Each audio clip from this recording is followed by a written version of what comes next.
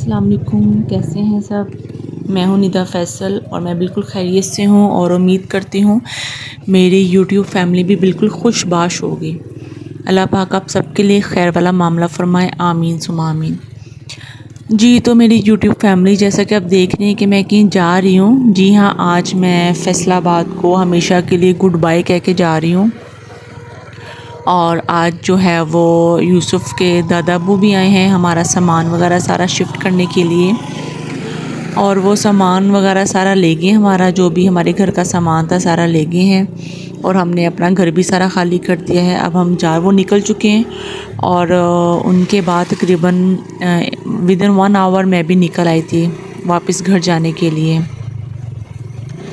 और मैं कहाँ जा रही हूँ, क्यों जा रही हूँ, किसके साथ जा रही हूँ, ये आपको इंशाल्लाह इसी व्लॉग में पता चल जाएगा।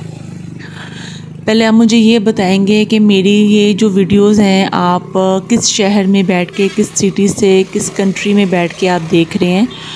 और मेरे चैनल को सब्सक्राइब करना, शेयर करना मत भूलिएगा। मेरे चैनल को सब्सक्राइब करें ताकि मेरे अब जो है कमिंग व्लॉग्स बहुत इंटरेस्टिंग होने वाले हैं, बहुत मज़ेदार होने वाले हैं।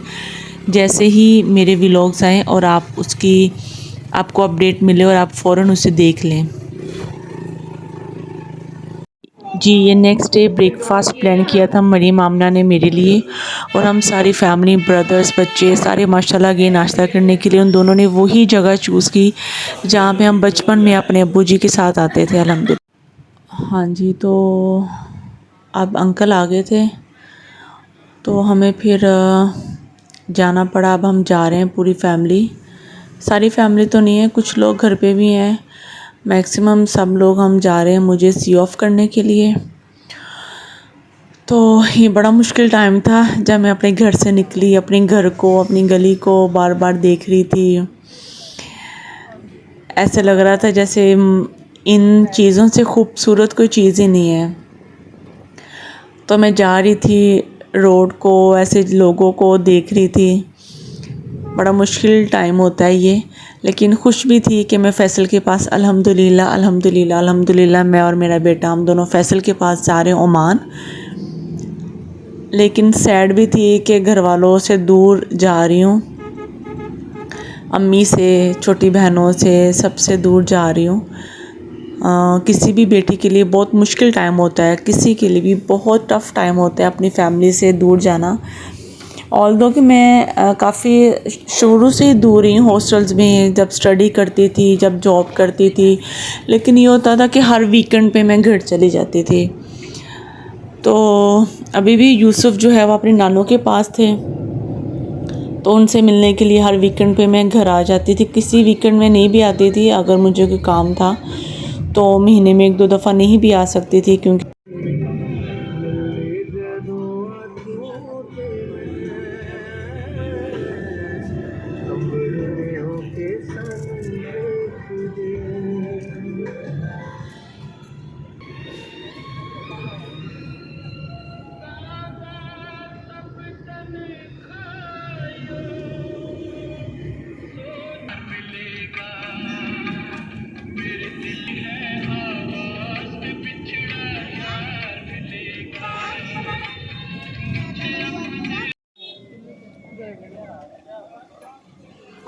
तंग बहुत कहते ना घंटा 2 घंटे हम सोना जरा।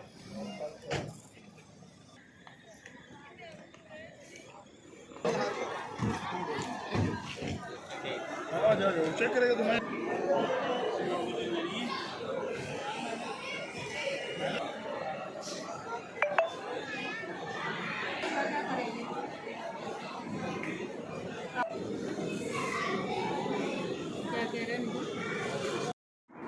बोर्डिंग का और इमिग्रेशन का वो किसी चीज़ का मैं कैप्चर नहीं कर सकी क्योंकि यूसुफ़ उठ गए थे और यूसुफ़ बहुत तंग कर रहे थे। इस वजह से यहाँ पे यूसुफ़ उठ गए माशाल्लाह और बस वो एंजॉय कर रहे हैं। 2 दफ़ा हमने कोशिश की इसके बेल्ट लगाने की, लेकिन बहुत रहे यूसुफ़ बहुत ज़्यादा। तो मैंने ऐसे ही फिर अपनी सीट के साथ इसको बिठा लिया खुद। मैंने फिर इसको अच्छी तरह से यूसुफ़ को पकड़ लिया था, हैंडल कर लिया था।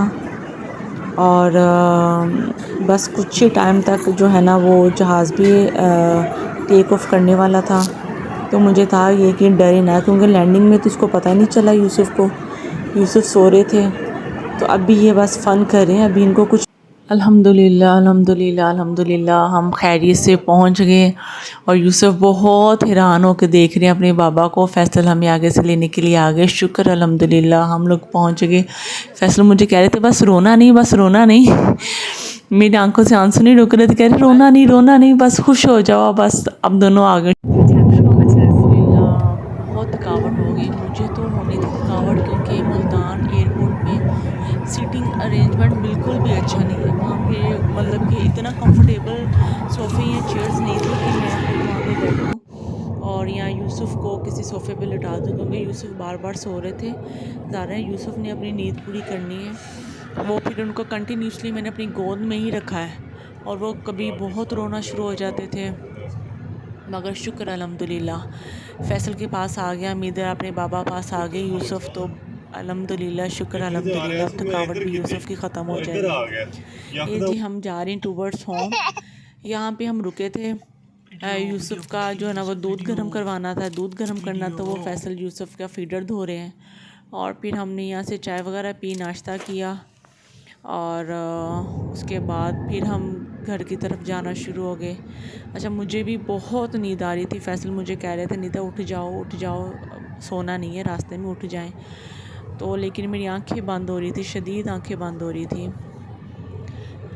2-3 दिन से तो कंटिन्यूसली मैं ख़ुद भी नहीं सो पाई थी, क्योंकि मेरी तबीयत बहुत ज़्यादा ख़राब थी, बहुत मेरी तबीयत ख़राब थी और इस वजह से मैं ख़ुद भी नहीं सो पाई।